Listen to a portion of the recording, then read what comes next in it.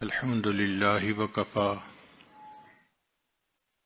وسلام على عباده الذين اصطفى أما بعد أعوذ بالله من الشيطان الرجيم بسم الله الرحمن الرحيم من عمل صالحا من ذكر أو أنثى وهو مؤمن فلنحيينه حياة طيبة سبحان ربك رب العزة عما يصفون وسلام على المرسلين والحمد لله رب العالمين اللهم صل على سيدنا محمد وعلى آل سيدنا محمد وبارك وسلم.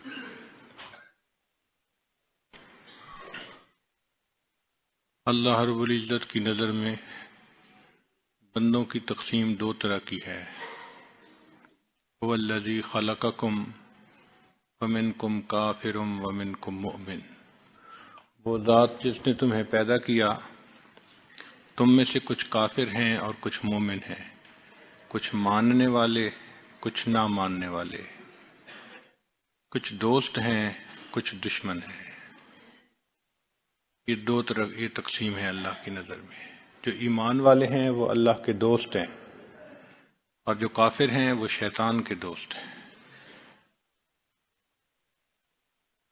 اس دنیا میں انسانوں کی زندگی پہ غور کیا جائے تو چار طرح کی زندگی ہے. پہلی زندگی قالب کی زندگی، جسم کی زندگی. کافر کی زندگی قالب کے مزوں کی زندگی. ان کا مقصود زندگی کا یہ ہوتا ہے جسم کو لذت ملے، جسم کو سہولت ملے، جسم کو آرام ملے. چنانچہ وہ کماتے ہیں تو اسی لیے جو کام کرتے ہیں ان کا مقصود جسم کو لذت پہنچانا ہوتا ہے، آرام پہنچانا ہوتا ہے. کھانا پینا اور جماع یہ کافر کی زندگی کا مقصد بنا ہوتا ہے. چنانچہ جو شخص اس کو اچھی طرح کرتا ہے وہ بڑا خوش نصیب سمجھا جاتا ہے کفار کی دنیا میں. آپ غور کریں، ان کی تمام محنتوں کا نچوڑ آپ کو یہ دو چیزیں نظر آئیں گی. اتنی محنت کھانے پینے پہ ہو رہی ہے کہ آج سبزی اور گوشت کی سینکڑوں ڈشز بن چکی ہیں. 7 کورس میل کھایا جاتا ہے، اس کا پروٹوکول ہے.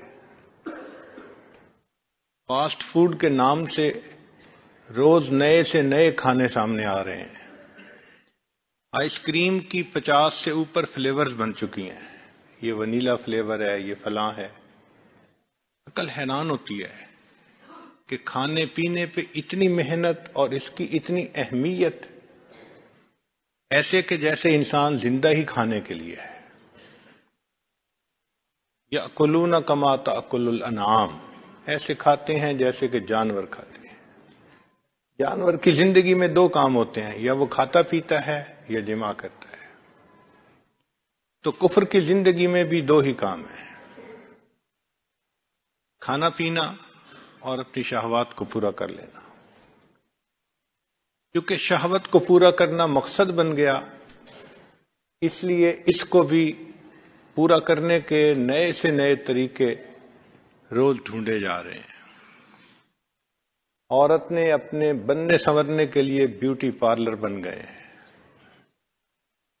اگر آپ کبھی کسی دکان پر شیمپو پہ نظر ڈالیں، درجنوں کے حساب سے نام ہی یاد نہیں ہوتے. اس سے بال لمبے ہوتے ہیں، اس سے بال گھنے ہوتے ہیں، اس سے بال سیاہ ہوتے ہیں، اس سے بال نرم ہوتے ہیں. صرف بالوں کے اوپر اتنی محنت، اس کی وجہ یہ کہ مقصد جو زندگی کا یہ بن گیا. چنانچہ عورت اپنے بننے سنورنے میں آج لاکھوں روپیہ ضائع کر دیتی ہے. رشتہ داریوں میں اگر کوئی رشتہ ڈھونڈنا ہو تو لڑکوں کی طرف سے صرف جمال کو دیکھا جاتا ہے کہ لڑکی خوبصورت ہونی چاہیے، اس میں دینداری ہو یا نہ ہو اس کو نہیں دیکھا جاتا الا ماشاء اللہ. اگر خوبصورت ہے تو بس سب کچھ ہے. اور لڑکی والے لڑکے میں مال دیکھتے ہیں، اگر امیر ہے، کاروبار اچھا ہے تو بس وہ سمجھتے ہیں سب کچھ ٹھیک ہے. تو ایک طرف سے مال دیکھا جاتا ہے اور دوسری طرف سے جمال کو دیکھا جاتا ہے. یہ آج کل کا معیار بن گیا. یہ زندگی حیوانی زندگی ہے، انسانی زندگی نہیں کہلاتی. چنانچہ قرآن مجید میں رب کریم ارشاد فرماتے ہیں اولئک کالانعام بل ہم اضل، یہ جانور ہیں، جانوروں سے بھی بدتر ہیں. اولئک هم الغافلون، یہ غفلت کی زندگی گزارنے والے لوگ ہیں. تو کفر کی زندگی بہائم کی زندگی ہے. ہاں ان کے ماحول میں رہنے کی وجہ سے، ان کی تعلیمات سے متاثر ہو کے کچھ کلمہ گو بھی ایسے ہوتے ہیں جو انہی کا رنگ اختیار کر لیتے ہیں. ان کی پسند ناپسند بھی وہی بن جاتی ہے. وہ بھی کفر کے پرستار اور شریعت سے بیزار.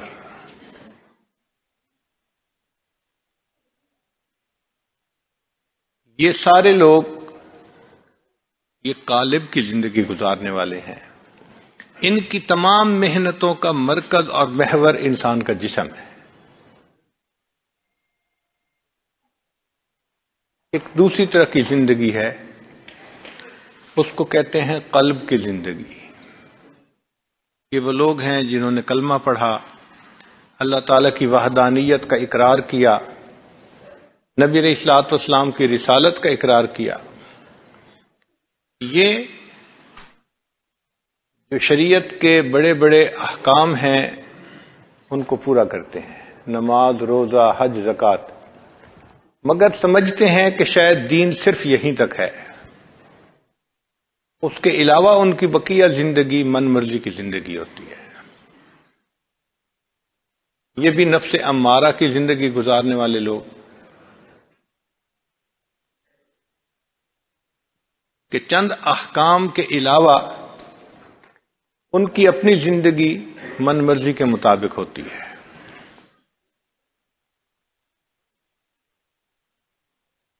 ان کو شیطان ذرا سی پھونک مارتا ہے تو یہ اس کے پیچھے چلنے کے لیے تیار ہوتے ہیں. یہ نام کے مسلمان، کہ نام تو مسلمانوں والا ہے لیکن اگر کام دیکھیں تو کام سے مسلمان نظر نہیں آتے. چنانچہ علامہ اقبال نے عجیب اشعار لکھے ہیں نامہ ابلیس کے نام سے. فارسی کے اشعار ہیں. فرماتے ہیں اے خدا وندے ثواب و نا ثواب، اے نیکی اور بدی کے پیدا کرنے والے پروردگار. خیر اور شر یہ دونوں اللہ تعالی نے پیدا فرمائے ہیں. اے خدا وندے ثواب و نا ثواب، اے خیر اور شر کے پیدا کرنے والے پروردگار. من شدم از صحبت آدم خراب، میں آدم کی صحبت سے بہت خراب ہو گیا ہوں.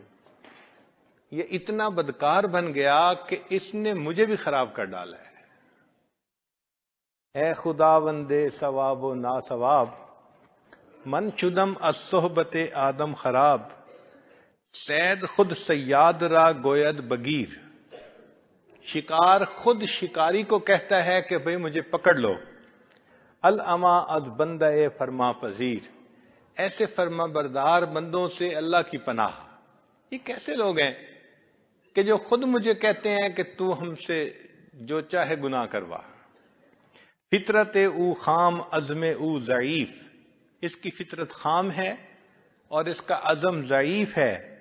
تاب یک ضربم نیارد این حریف، یہ حریف تو میری ایک ضرب کی تاب بھی نہیں لا سکتا. ایک ضرب لگاتا ہوں اور یہ چت ہو جاتا ہے. ابن آدم چیست یک مشت خس است، ابن آدم کیا ہے؟ ایک مٹھی تنکوں کی مانند ہے. ابن آدم چیست یک مشت خس است، مشت خس را یک شرار از من بس است. اور یہ ایک مٹھی تنکے، ان کے لیے تو میری طرف سے ایک شرر ہی کافی ہے، ایک شعلہ ہی کافی ہے. اندری عالم اگر جز خس نبود، اے اللہ اگر اس جہان میں ان تنکوں کے سوا اور کوئی چیز بھی نہیں ہے، این قدر آتش مرا دادن چسود، تو آپ نے مجھے اتنی آگ کیوں عطا کی ہے؟ اے خدا یک زندہ مرد حق پرست، اے اللہ ایک کوئی مرد حق جو زندہ ہو ایسا مجھے دکھا دے.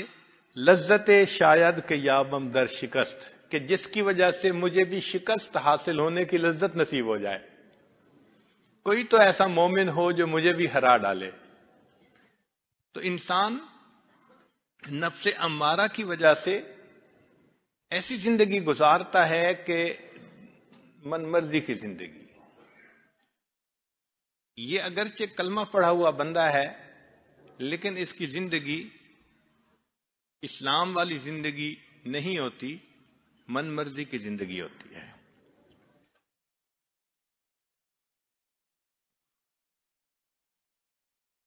یعلمون ظاہرا من الحیات الدنیا وہم عن الآخرۃ ہم غافلون.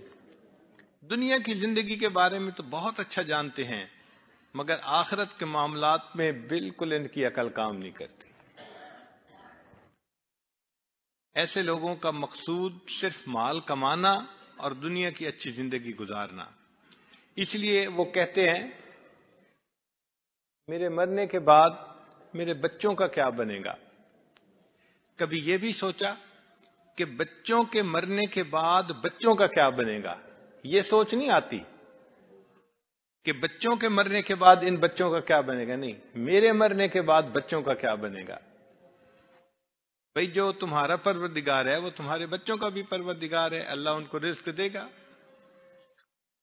مگر ان کی زندگی صرف مال کے کمانے تک محدود ہوتی ہے. اس لیے آج کے دور کا ایک بڑا فتنہ کیا ہے؟ یا لیت لنا مثل ما اوتی قارون، اے کاش ہمارے پاس بھی اتنا کچھ ہوتا جتنا قارون کے پاس تھا. انہ لذو حظ عظیم.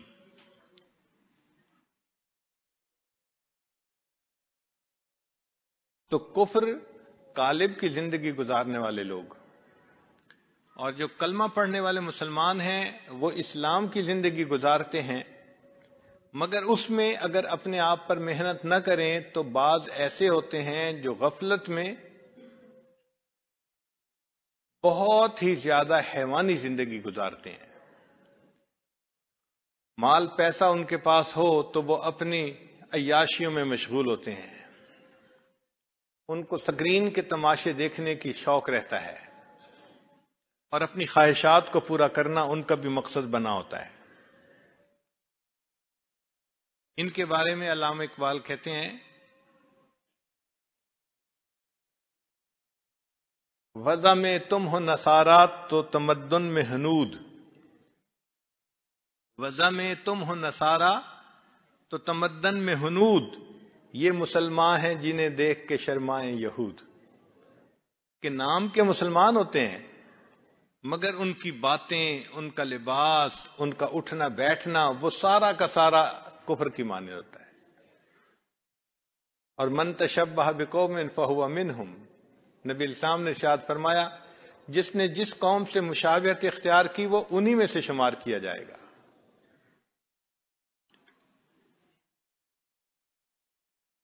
یہ نفس امارہ والے لوگ ہیں جنہوں نے اپنے نفس سے محنت نہیں کی ہوتی بلکہ وہ اپنے نفس کی چاہتوں کو پورا کرنے میں صبح و شام لگے ہوئے ہوتے ہیں. یوں تو سید بھی ہو، مرزا بھی ہو، افغان بھی ہو، تم سبھی کو چھو بتاؤ تو مسلمان بھی ہو. فرقہ بندی ہے کہیں اور کہیں ذاتیں ہیں، کیا زمانے میں پنپنے کی یہی باتیں ہیں. تو کہنے کو مسلمان ہوتے ہیں لیکن اگر دیکھو تو آپس میں جھگڑے. یہ کتنی عجیب بات ہے.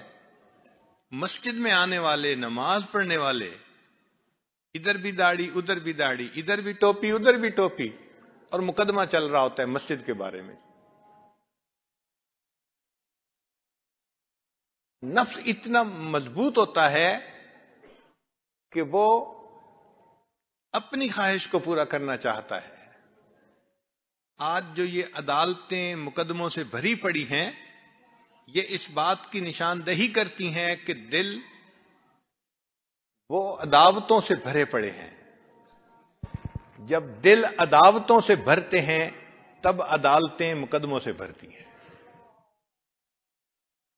بھائی بھائی پہ مقدمہ، پڑوسی پڑوسی کا مقدمہ، اور یوں کہنے کو ہم مسلمان بھی ہیں.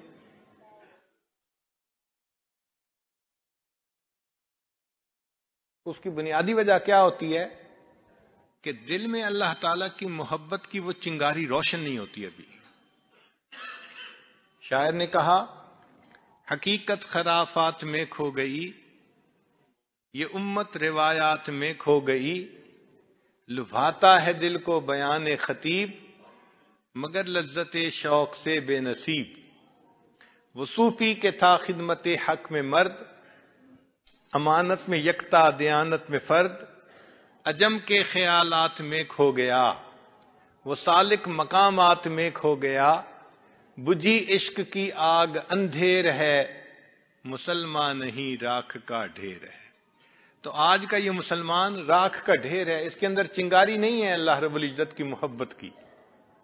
نتیجہ کیا نکلا کہ بس اپنی خواہشات کو پورا کرنا.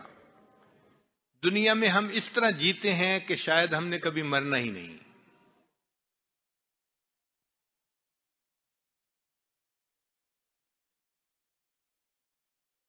ایک اور جگہ علامہ اقبال نے فارسی میں بڑے عجیب اشعار کہے ہیں.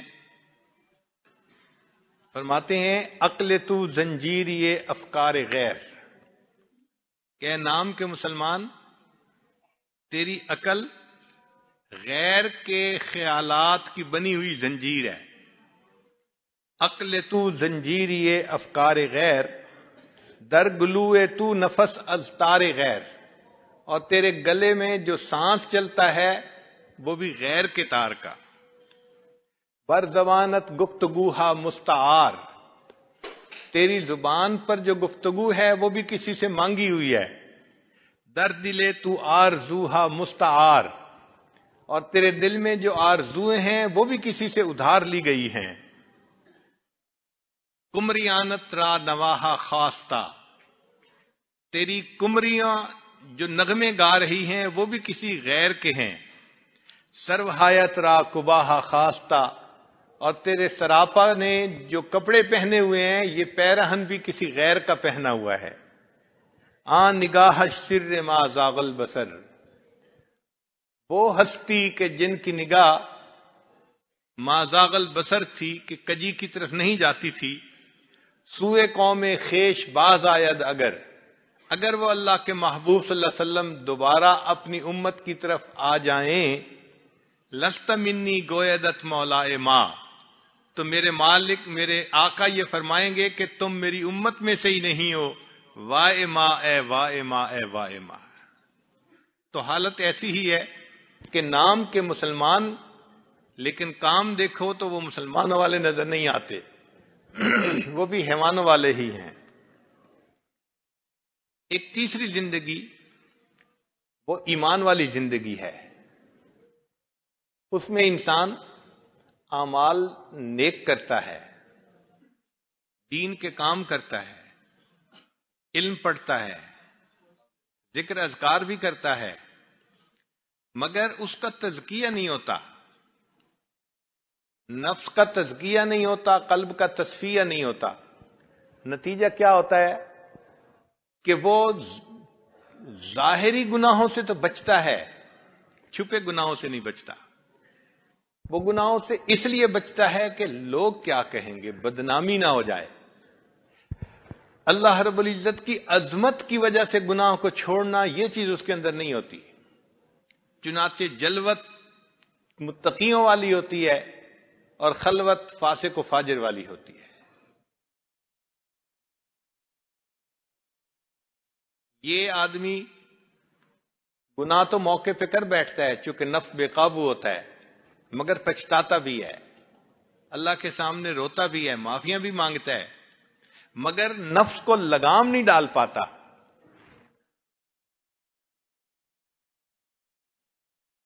بس اوقات دین کے کام میں بھی لگا ہوا ہوتا ہے، خوب وقت لگاتا ہے، تسبیحات بھی خوب پڑھتا ہے، اجتماعات میں آتا جاتا ہے، دین کی بات کرتا ہے، دین پہ لوگوں کو ترغیب دیتا ہے، مگر اپنا حال یہی ہوتا ہے کہ ذرا گناہ کا موقع آیا اور اس کا وضو ٹوٹا،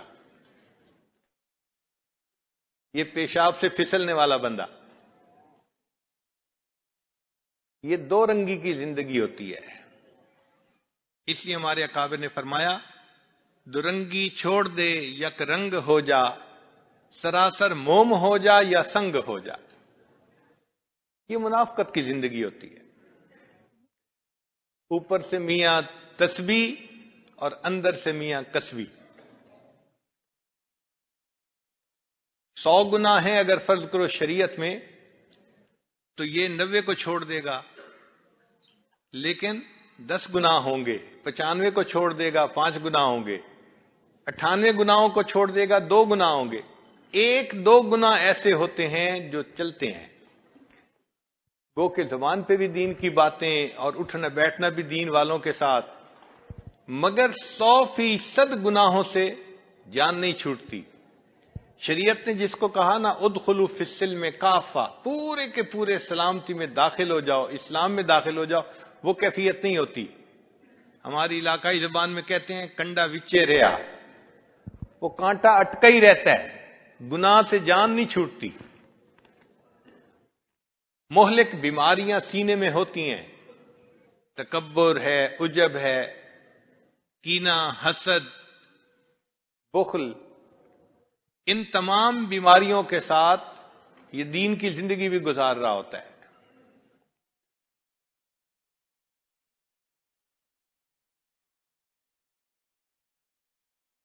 چنانچہ نبی علیہ الصلوۃ والسلام نے ایک حدیث مبارکہ میں ارشاد فرمایا، یہ حدیث مبارکہ بہت دل کے کانوں سے سننے والی بات ہے، امید ہے کہ آپ حضرات تعاون فرمائیں گے اور پوری توجہ سے اس کو سنیں گے۔ سالم مولا ابی حذیفہ روایت کرتے ہیں کہ قال رسول اللہ صلی اللہ علیہ وسلم یؤتی باقوام من ولد آدم یوم القیامت معہم حسنات کأنہا مثل جبال تہامہ، قیامت کے دن کچھ لوگ پیش کیے جائیں گے جن کی نیکیاں تہامہ کے پہاڑوں کے برابر ہوں گی، جن کی نیکیاں تہامہ کے پہاڑوں کے برابر ہوں گی، یعنی پہاڑوں برابر نیکیاں۔ اس کا مطلب نیکی کے کام خوب دوڑ دوڑ کے کرتے تھے، بھاگ بھاگ کے کرتے تھے۔ حتی اذا دنو یعنی اشرفوا علی الجنت نودی فیہم لا نصیب لکم فیہا، جب جنت کے قریب آئیں گے تو ان کو کہہ دیا جائے گا ان کا جنت میں کوئی حصہ نہیں ہے۔ قل تو صحابی کہتے ہیں کہ میں نے پوچھا یا رسول اللہ، اے اللہ کے رسول صلی اللہ علیہ وسلم، جل ہؤلاء القوم لنا حتی نعرفہم، آپ ذرا اس قوم کی کوئی حلیہ بیان کر دیجئے، تفصیل بیان کر دیجئے تاکہ ہم ان کو پہچان تو لیں۔ فوالذی بعثک بالحق لقد خشیت ان اکون منہم، وہ ذات جس نے آپ کو حق کے ساتھ بھیجا مجھے ڈر ہے کہ کہیں میں بھی ان میں سے نہ ہوں۔ فقال، نبی علیہ السلام نے ارشاد فرمایا، اما انہم کانوا یصومون، یہ وہ لوگ ہوں گے جو روزے رکھتے ہوں گے، ویصلون، نمازیں پڑھتے ہوں گے، ویقومون لیلہم، اور راتوں کو تہجد بھی پڑھتے ہوں گے، ولکنہم اذا شرع لہم شیء من الحرام وثبوا علیہ، جب ان کو کوئی گناہ کرنے کا موقع ملتا ہوگا تو وہ گناہ کر لیتے ہوں گے۔ فَأَحْبَطَ اللَّهُ عَزَّ وَجَلَّ أَعْمَالَهُمْ، اور اللہ تعالیٰ ان کے کیے ہوئے عملوں کو ضائع فرما دیں گے۔ اب یہاں چند باتیں غور طلب ہیں کہ یہ وہ لوگ نہیں ہیں جو دین سے بیزار ہوتے ہیں، ان کے اعمال تہامہ پہاڑوں کے برابر نیکیاں ہوں گی، اور یہ صرف فرض نمازیں نہیں پڑھتے ہوں گے، یہ رات کی تہجد گزار لوگ ہوں گے۔ دیندار لوگ ہوں گے، اوڑھنا بچھونا دین ہوگا، مگر مسئلہ کیا ہوگا؟ مسئلہ یہ ہوگا کہ جب گناہ کا موقع ملتا ہوگا تو گناہ سے رکتے نہیں ہوں گے۔ نتیجہ کیا ہوگا؟ اللہ تعالیٰ ان کے کیے ہوئے عملوں کو ضائع کر دیں گے۔ اب ایک طرف تو پہاڑوں برابر نیکیاں ہیں اور دوسری طرف ان کو اللہ تعالیٰ قیامت کے دن ہوا منصورہ بنا دیں گے، مٹی بنا دیں گے۔ ایسا کیوں ہوگا؟ اس کی وجہ یہ ہے کہ یہ اللہ رب العزت کی پوجا کرنے کی بجائے اپنے نفس کی پوجا کرتے ہوں گے، اور یہ اللہ کے ساتھ شرک ہوگا۔ دیکھیں، ایک ہے زن پرستی، زر پرستی، شہوت پرستی، نفس پرستی، یہ سب کی سب بت پرستی ہی کی اقسام ہیں، خدا پرستی کوئی اور چیز ہے۔ تو یہ اتنی نیکیاں کرنے کے باوجود بھی گویا بت پرستی کرنے والے لوگ ہیں۔ اللہ تعالیٰ قرآن مجید میں ارشاد فرماتے ہیں، افرأیت من اتخذ الہہ ہوا، کیا دیکھا آپ نے اسے جس نے اپنی خواہشات کو اپنا معبود بنا لیا؟ تو یہ اللہ کو معبود بھی بنا رہے ہیں مگر نفس کو بھی معبود ہی بنایا ہوا ہے، اس کی بھی عبادت کرتے ہیں، اس کے سامنے بھی جھک جاتے ہیں۔ نتیجہ کیا نکلا کہ اس شرک کی وجہ سے اللہ تعالیٰ کیے ہوئے عملوں کو ضائع فرما دیں گے۔ اللہ تعالیٰ نے قرآن مجید میں اپنے حبیب صلی اللہ علیہ وسلم سے فرمایا، لئن اشرکت لیحبطن عملک، اگر آپ بھی شرک کریں گے تو کیے ہوئے عملوں کو ہم ضائع کر دیں گے۔ ذرا غور کیجئے، یہ اتنا اہم مسئلہ ہے کہ کی ہوئی نیکیاں برباد ہو جائیں گی اور انسان قیامت کے دن خالی ہاتھ کھڑا ہوگا۔ لہذا یہ بہت ہی توجہ طلب بات ہے کہ ہم شریعت کی چند باتوں پر عمل کر کے خوش نہ ہو جائیں کہ جی ہم تو بڑے نیک بن گئے۔ دیکھنا یہ ہے کہ پوری شریعت پر عمل کرتے ہیں یا نہیں کرتے، اللہ کے سامنے پوری طرح اپنا سر جھکاتے ہیں یا نہیں جھکاتے، اور اگر منمانی کر لیتے ہیں، خفیہ گناہ کر لیتے ہیں، خلوت میں گناہ کر لیتے ہیں، تو اس کا مطلب یہ کہ ہم تو اپنے نفس کی پوجا کر رہے ہیں، جس کی وجہ سے قیامت کے دن پہاڑوں برابر نیکیوں کے باوجود جنت میں نہیں جا سکیں گے، جہنم میں جانا پڑے گا۔ ہمارے یہاں اکٹھے ہونے کا بنیادی مقصد یہی ہے کہ ہم اپنے نفس پر ایسی محنت کریں کہ نفس کو شریعت کی لگام پہنا دیں، 100% شریعت پر عمل کرنے کی ہمیں سعادت نصیب ہو جائے۔ ہم اس نیکی کے راستے پر چلے تو صحیح، لیکن 100 قدم تھے تو کسی نے 80 اٹھا لیے، کسی نے 90 اٹھا لیے، 100 نہیں اٹھا سکے۔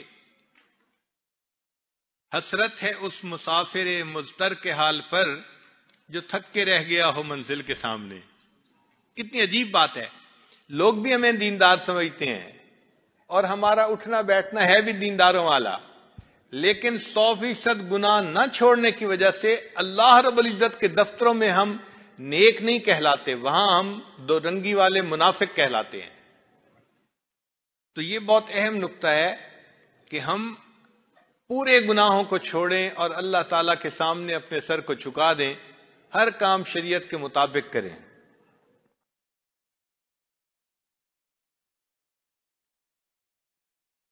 آج کل نوجوان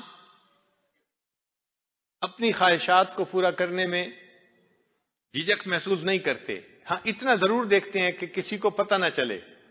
خاوند اتنا خیال کرتا ہے کہ بیوی کو پتہ نہ چلے، اس کے بعد اس کی ٹیلی فون پہ بات کہیں ہوتی ہے، میسیجز ہوتے ہیں، اس سے غم نہیں ہوتا۔ بیوی بھی اتنا دیکھتی ہے کہ خاوند کو پتہ نہ چلے۔ تو گویا ہم اگر گناہ سے بچ رہے ہیں تو کسی کی وجہ سے بچ رہے ہیں، اللہ تعالیٰ کی وجہ سے نہیں بچ رہے۔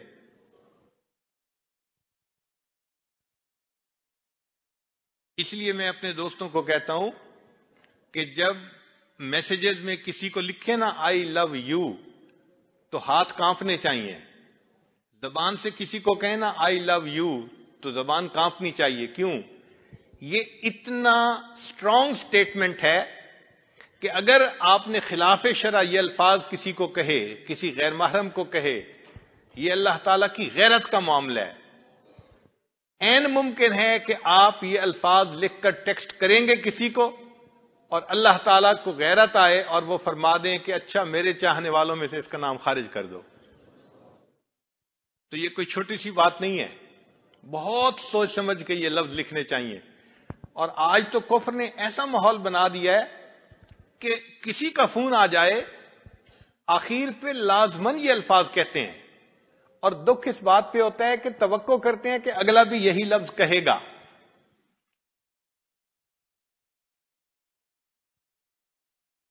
انٹرنیٹ اور سیل فون انہوں نے گناہوں کے راستوں کو کھول دیا ہے. اس لیے یہ انٹرنیٹ حقیقت میں انٹر انٹو دی نیٹ ہے، جال کے اندر داخل ہو جاؤ. جس کو عادت پڑ گئی اس کی وہ جال میں پھنس گیا. تو ایسی زندگی کہ جس میں انسان لوگوں کے سامنے ہو تو مومن ہو اور تنہائی میں ہو تو پھر فاسق و فاجر ہو، یہ دورنگی کی زندگی بھی اللہ رب العزت کو پسند نہیں ہے.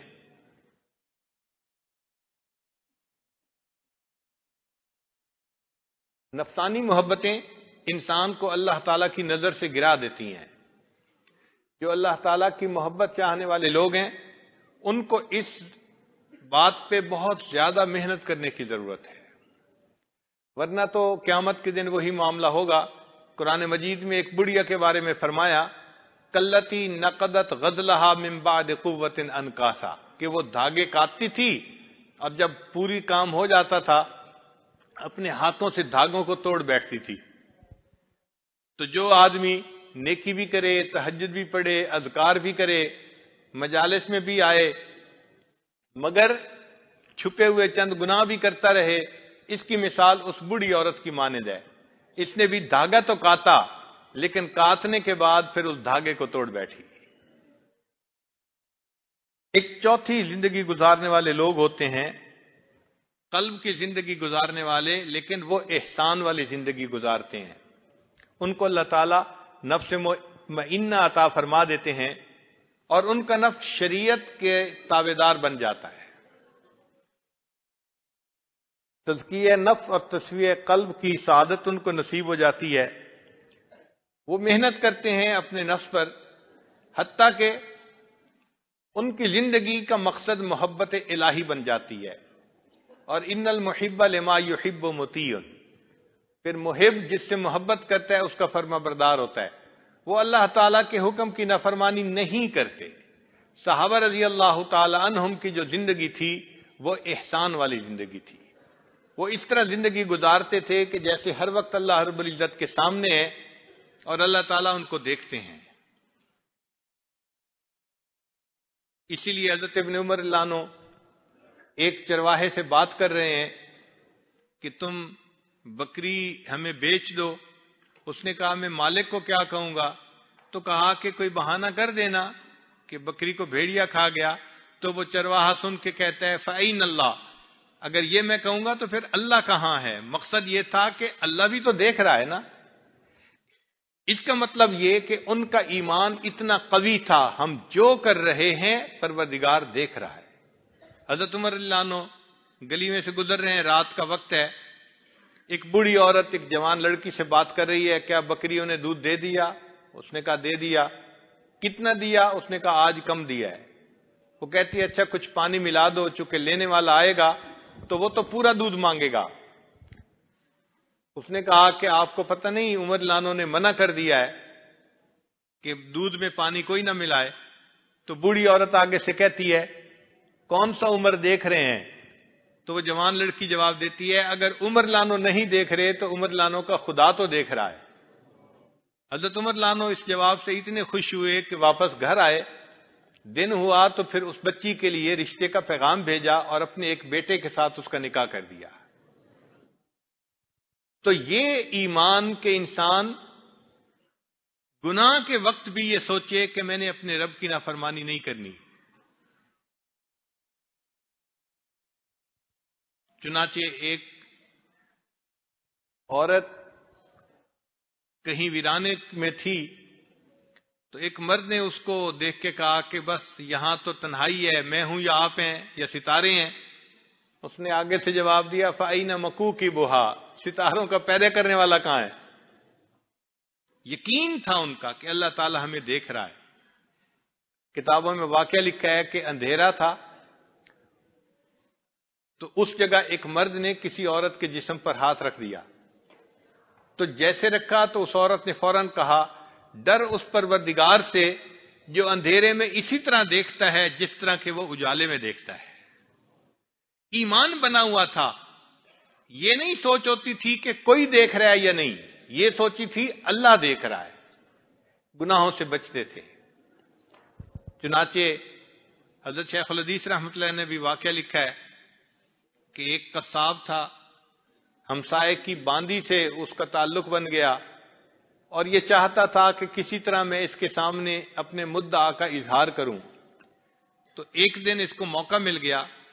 اس نے اس کو کہا کہ بس مجھے تم سے اتنا تعلق ہے کہ میں تمہارے بغیر نہیں رہ سکتا، میں ملنا چاہتا ہوں.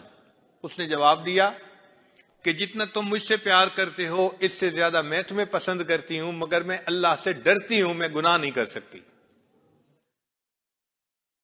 اس کا معنی یہ کہ وہ ہر حال میں یہ استحضار رہتا تھا کہ اللہ رب العزت ہمیں دیکھ رہے ہیں، ہم جو کر رہے ہیں اللہ تعالیٰ کے سامنے ہے. یہ استحضار ہمارا نہیں بنا ہوا. اگر ہمارا بنتا تو ہم گناہوں سے 100% بچ جاتے. اسی کو بنانے کے لیے ہم یہاں اکٹھے ہوئے ہیں. یہی مقصود ہے کہ ہم ایسا ذکر کریں اللہ تعالیٰ کے سامنے، ایسی سچی توبہ کریں کہ پھر اس کے بعد گناہ کا نشان زندگی سے نکل جائے. یہ نہیں ہوگا کہ ہم فرشتے بن جائیں گے، مگر اتنا ضرور ہوگا کہ نفس کے اوپر ہمیں اتنا قابو مل جائے کہ گناہ کے موقع پہ ہم گناہ کی طرف قدم بڑھانے کی بجائے اپنے رب کے حکم کی طرف قدم بڑھائیں. ایسے لوگ جو یہ چیز حاصل کر لیتے ہیں یہ مومن کامل کہلاتے ہیں. ہم تو زندہ ہیں کہ دنیا میں تیرا نام رہے. ان کی زندگی کا مقصد ہی یہی ہوتا ہے کہ اللہ رب العزت کا پیغام دنیا کے اندر پھیلا دیا جائے.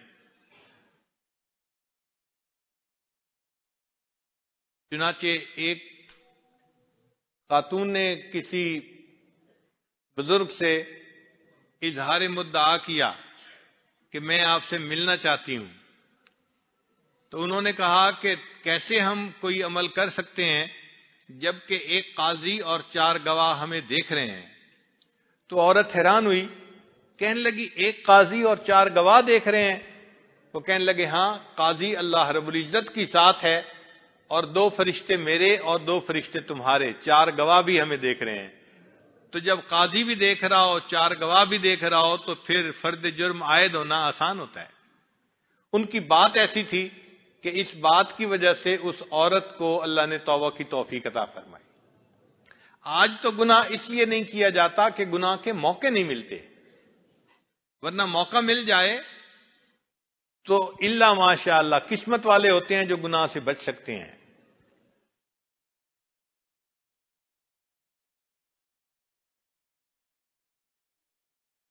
یہاں پر ایک اور بھی بات سمجھنے والی ہے کہ حدیث جبرائیل میں احسان کے بارے میں فرمایا گیا ان تعبد اللہ کأنک تراہ، کہ تم اللہ کی عبادت ایسے کرو جیسے اللہ کو دیکھتے ہو. فإن لم تکن تراہ فإنہ یراک، اور اگر تم ایسے نہیں کر سکتے تو ایسے عبادت کرو جیسے اللہ تمہیں دیکھ رہا ہے. تو یہ جو پہلا مرتبہ ہے نا ان تعبد اللہ کأنک تراہ، یہ تو نبوت کا اور صدیقیت کا منصب ہے. ہر بندہ ایسا نہیں کر سکتا. نبی علیہ الصلوۃ والسلام کی عبادت تو واقعی ایسی تھی کہ وہ تو معراج پہ اللہ تعالیٰ کا دیدار کر کے آئے تھے، تو ان کی عبادت ایسی تھی کہ جیسے اللہ کو دیکھ رہے ہوں.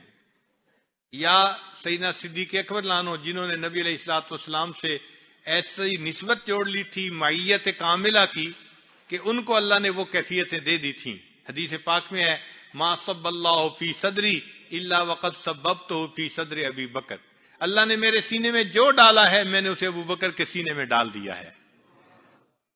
تو یہ کیفیت تو ہے اس مقام کی. اور باقی ہم اور آپ جو ہیں ہمارے لیے تو یہی کیفیت ہے کہ فَإِن لَّمْ تَكُن تَرَاهُ فَإِنَّهُ يَرَاكَ. ہم یہ مشق کریں کہ اللہ ہمیں دیکھ رہا ہے. اس لیے اکثر خانقاہوں میں آپ جائیں گے تو تعلیم دی جائے گی بھائی اس کا خیال کرو کہ اللہ مجھے دیکھتا ہے. اسباق بھی کروائے جاتے ہیں، اللہ حاضری، اللہ ناظری، اللہ معی. تو اللہ تعالی ہمیں دیکھ رہا ہے، یہ کامل یقین دلوں میں بیٹھ جائے. ذکر کا بھی بنیادی مقصد یہی ہوتا ہے کہ ایسا یقین بیٹھ جائے کہ اللہ تعالی ہمیں دیکھتا ہے، پھر ہم گناہ نہ کریں. جس بندے کو عبادت کی یہ کیفیت نصیب ہو جائے کہ اللہ دیکھتا ہے اور وہ اللہ تعالی کی وجہ سے گناہوں کو چھوڑ دے، ایسا بندہ سچی توبہ کرنے والا ہوتا ہے اور یہ اللہ کا محبوب ہوتا ہے. فرمایا ان اللہ یحب التوابین، اللہ تعالیٰ توبہ کرنے والوں سے محبت فرماتے ہیں. یہ بندہ اللہ کا محبوب بن جاتا ہے جو سب گناہوں کو چھوڑ دیتا ہے، اور یہی اصل ذاکر ہوتا ہے. چنانچہ حضرت عمر رضی اللہ عنہ سے پوچھا گیا کہ ذاکر کون ہوتا ہے، تو آپ نے فرمایا کہ جو بندہ گناہ کے موقع پہ اللہ کو یاد رکھے اور گناہ سے بچ جائے، اصل ذاکر وہ ہوتا ہے. ذاکر وہ نہیں ہوتا کہ ویسے تو تسبیح پڑھتا رہے اور موقع پہ جھوٹ بھی بول دے، موقع پہ غیبت بھی کر لے، موقع پہ آنکھ بھی غلط دیکھ لے. یہ کہاں سے ذاکر آ گیا؟ یہ تو غافل آدمی ہے. ذاکر وہ ہے جس کو احکام خدا یاد رہیں کہ میں نے کوئی کام اللہ تعالیٰ کے حکم کے خلاف نہیں کرتا. اب زندگی تو اس بندے کی بھی دیکھنے میں ویسی ہی ہے، اور زندگی جو دوسرے دین کے کام میں لگے ہوئے تھے اور تہامہ پہاڑ کے برابر نیکیاں لے کے آئیں گے، وہ ان کی دیکھنے میں زندگی ایک ہی جیسی ہوتی ہے، مگر اندر فرق ہوتا ہے. ایک چھپے گناہوں سے بچتا ہے، دوسرا گناہوں سے نہیں بچتا. اس لیے بہت فرق ہو جاتا ہے. اسی کو علامہ اقبال نے کہا الفاظ و معانی میں تفاوت نہیں لیکن الفاظ و معانی میں تفاوت نہیں لیکن ملا کی اذاں اور ہے. الفاظ و معانی میں تفاوت نہیں لیکن ملا کی اذاں اور مجاہد کی اذاں اور، پرواز ہے دونوں کی اسی ایک فضا میں، کرگس کا جہاں اور ہے شاہی کا جہاں اور. تو وہ لوگ جو چھپے گناہ کرتے ہیں وہ کرگس کی پرواز کرنے والے، اور جو 100% گناہوں سے بچ جاتے ہیں یہ شاہی کی پرواز کرنے والے لوگ ہیں.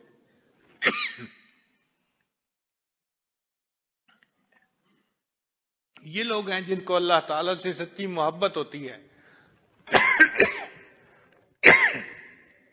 ہر کے عاشق شد جمال ذات را، اوست سید جملہ موجودات را. ہر وہ بندہ جو اللہ تعالیٰ کی ذات کا عاشق بن جاتا ہے وہ باقی تمام موجودات کا سردار بن جاتا ہے. اس کو مقام تسخیر کہتے ہیں کہ دیکھنے میں یہ بندہ ہوتا ہے مگر اللہ تعالیٰ اس کو مقام تسخیر عطا فرما دیتے ہیں. اللہ تعالیٰ کا حکم اس بندے کے جسم پہ چلتا ہے اور پھر اس بندے کا حکم آگے مخلوق پہ چلتا ہے. سیدنا عمر رضی اللہ تعالیٰ عنہ کی مبارک زندگی کو دیکھ لیں، ان کا حکم زمین، آگ، ہوا اور پانی ہر چیز پہ چلتا تھا. چنانچہ کتابوں میں لکھا ہے کہ ایک دفعہ زلزلہ آیا تو سیدنا عمر رضی اللہ عنہ نے زمین پہ پاؤں مارا اور پاؤں مار کے کہا کہ اے زمین تو کیوں ہلتی ہے؟ کیا عمر نے تیرے اوپر عدل قائم نہیں کیا؟ اور یہ کہنے پر زمین کا زلزلہ ختم ہو جاتا ہے. تو زمین نے ان کا حکم مانا. ایک مرتبہ منبر پہ کھڑے ہوئے فرمایا یا ساریۃ الجبل، اور ان کا یہ پیغام ہوا نے سینکڑوں میلوں دور تک پہنچا دیا. تو ہوا نے ان کا حکم مانا. ایک مرتبہ مدینہ کے باہر سے آگ نکلی اور مدینہ طیبہ کی طرف بڑھنے لگی. سیدنا عمر رضی اللہ عنہ نے تمیم داری رضی اللہ عنہ کو بھیجا کہ جائیں اور آگ کو واپس لوٹا دیں. انہوں نے اپنی چادر ایسے لی جیسے کوڑا ہوتا ہے اور آگ کو مارتے تھے. آگ جہاں سے نکلی تھی وہیں واپس چلی گئی. آگ نے بھی ان کا حکم مانا اور پانی نے بھی ان کا حکم مانا کہ جب امیر لشکر نے خط بھیجا کہ مصر ہم نے فتح کر لیا ہے لیکن دریائے نیل کا پانی خشک ہے اور جب تک کسی جوان لڑکی کو اس میں نہ پھینکا جائے اس وقت تک پانی نہیں چلتا، ہمارے لیے کیا حکم ہے؟ تو سیدنا عمر رضی اللہ عنہ نے ایک کاغذ کے پرزے پر لکھ کر دیا اے دریائے نیل، اگر تو اپنی مرضی سے چلتا ہے تو نہ چل، اور اگر اللہ تعالیٰ کی مرضی سے چلتا ہے تو امیر المومنین تجھے حکم دیتے ہیں کہ تو چل۔ وہ رکا دریا میں ڈالا گیا، آج تک دریائے نیل چل رہا ہے اور سیدنا عمر لانو کی عظمتوں کے پھریرے لہرا رہا ہے۔ تو جو مومن کامل بن جاتا ہے پھر اس کا حکم مخلوق پہ چلتا ہے، اللہ اس کو مقام تسخیر عطا فرما دیتے ہیں۔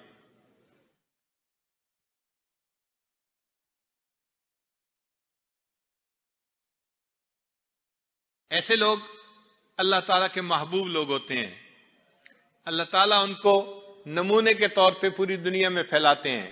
ہمارے حضرت مرشد عالم رحمۃ اللہ فرمایا کرتے تھے کہ اللہ تعالیٰ اپنے بعض بندوں کو اس لیے پھراتا ہے کہ لوگ دیکھ سکیں کہ بھئی اصل کیسے بننا تھا۔ کوئی بندہ جیسے کوئی ماڈل بناتا ہے نا تو وہ سب کو دکھاتا ہے، اللہ تعالیٰ بھی ایسے بندے کو دکھاتے ہیں کہ تم دیکھو کہ تمہیں ایسا بننا ہے۔ فرشتوں کو دکھانا تھا بشر ایسے بھی ہوتے ہیں۔ اللہ تعالیٰ ان بندوں کو عظمتیں دیتا ہے، مقام تسخیر عطا فرماتا ہے۔ ان کی نمازیں بھی اللہ کی حضوری والی نمازیں اور مقام احسان والی نمازیں ہوتی ہیں۔ سنی نہ مصر و فلسطین میں وہ اذاں میں نے دیا تھا جس نے پہاڑوں کو راشا سیماب، وہ سجدہ روح زمین جس سے کانپ جاتی تھی اسی کو آج ترستے ہیں ممبر و محراب۔ آج اسی چیز کی کمی ہے کہ ہم 100% گناہوں سے نہیں بچ پا رہے۔ ہم بہت سارے گناہوں سے بچتے ہیں مگر سب گناہوں سے نہیں بچتے۔ تو یہاں آنے کا مقصد یہ ہے کہ سب گناہوں سے بچنے کی نیت کریں اور آئندہ زندگی ایسی گزارنے کی کوشش کریں۔ جب ایسی زندگی گزاریں گے تو رب کریم کی ہم پر رحمت ہوگی۔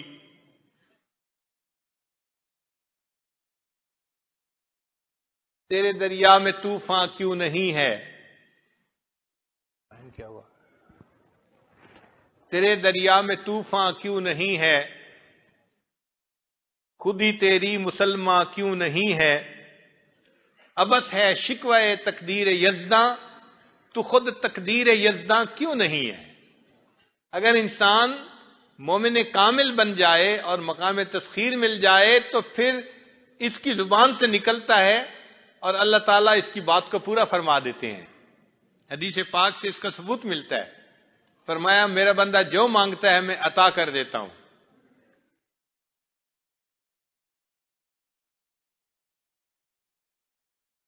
علامہ اقبال نے بڑے اچھے اشعار لکھے، عقل ہے تیری سفر عشق ہے شمشیر تیری۔ سفر کہتے ہیں ڈھال کو، اور انسان کو اللہ نے عقل اس لیے دی کہ وہ گناہوں سے بچ سکے۔ یہ عقل ڈھال بن جاتی ہے، گناہوں سے بچاتی ہے بندے کو۔ عقل ہے تیری سفر عشق ہے شمشیر تیری، میرے درویش خلافت ہے جہانگیر تیری، ما سوی اللہ کے لیے آگ ہے تکبیر تیری، تو مسلمان ہے تو تدبیر ہے تقدیر تیری۔ تیری تدبیر تیری تقدیر بن جائے گی کہ محمد سے وفا تو نے تو ہم تیرے ہیں، یہ جہاں چیز ہے کیا لوح و قلم تیرے ہیں۔ تو ہم انسان کامل بننے کی محنت کریں، 100% سر کے بالوں سے لے کے پاؤں کے ناخنوں تک تمام گناہوں سے بچنے کی کوشش کریں۔ ایک گناہ کر دینا، چند گناہ کر دینا، یہ نفس کی پوجا ہے اور اللہ تعالیٰ کو یہ بات بہت ناپسند ہے۔ تو آج کے بعد جب نفس گناہ کے اوپر ابھارے تو اس وقت فوراً سوچئے میں نے مشرک بننا ہے نفس کی پوجا کر کے، یا میں نے نفس کی مخالفت کر کے موحد بننا ہے، اللہ کی بات ماننی ہے۔ تو پھر آپ کے لیے گناہوں سے بچنا آسان ہو جائے گا۔ اللہ تعالیٰ ہمیں غفلت سے محفوظ فرمائے اور ہمیں اللہ تعالیٰ کامل ایمان والی شریعت والی زندگی گزارنے کی توفیق عطا فرمائے۔ ہم اس میں کمزور ہیں تو ہم اگر یہ کام نہیں کر پاتے تو اللہ تعالیٰ کے لیے تو یہ آسان ہے نا، تو اپنے آپ کو اللہ تعالیٰ کے سامنے پیش کریں کہ اے کریم آقا، ہم آپ کے عاجز مسکین بندے ہیں، بہت کوششیں کرتے ہیں، ہر دفعہ توبہ کرتے ہیں پھر توڑ بیٹھتے ہیں، پھر توبہ کرتے ہیں پھر توڑ بیٹھتے ہیں، مگر میرے اللہ ہم آپ کے یہاں اس گھر میں حاضر اس لیے ہوئے ہیں کہ ہم 100% آپ کے فرما بردار بن کر زندگی گزارنا چاہتے ہیں. اے اللہ آپ ہم پر رحمت کی نظر فرما دیجئے اور ہمارے من کو صاف کر دیجئے. ہمارے لیے اپنے آپ کو دھونا مشکل ہے. اس کی مثال ایسی ہے کہ ایک بچہ چھوٹا ہوتا ہے نا تو وہ اپنے آپ کو گندا تو کر بیٹھتا ہے لیکن وہ اپنے آپ کو دھونے کے قابل نہیں ہوتا تو پھر وہ رونا شروع کر دیتا ہے, ماما ماما, شور مچانا شروع کر دیتا ہے. اور ماں جب اس کو دیکھتی ہے تو ماں نفرت نہیں کرتی, ماں سمجھتی ہے بچہ ہے, نادان ہے, اس نے کپڑوں میں ہی جو ہے گندگی کر دی. تو وہ اس کو لے جاتی ہے اور جا کے دھو لیتی ہے, خوشبو لگا لیتی ہے, پھر اس بچے کو سینے سے بھی لگا لیتی ہے. تو اسی طرح ہم گناہ کر بیٹھتے ہیں تو ہم کم از کم اللہ اللہ اللہ اللہ کو پکاریں تو صحیح نا, کبھی تہجد پڑھ کے, کبھی نماز پڑھ کے, کبھی تلاوت کر کے کہ اے کریم آقا ہم پر رحمت کی نظر فرما دیجئے. ہمارے لیے ستھرا ہونا مشکل ہے, آپ کے لیے تو ستھرا کرنا آسان ہے. آپ کی ایک رحمت کی نظر ہوگی اور بیڑا پار ہو جائے گا. اور ویسے بھی قرآن مجید میں اللہ تعالیٰ ارشاد فرماتے ہیں وَلَوْلَا فَضْلُ اللَّهِ عَلَيْكُمْ وَرَحْمَتُهُ مَا زَكَى مِنْكُمْ مِنْ أَحَدٍ أَبَدًا.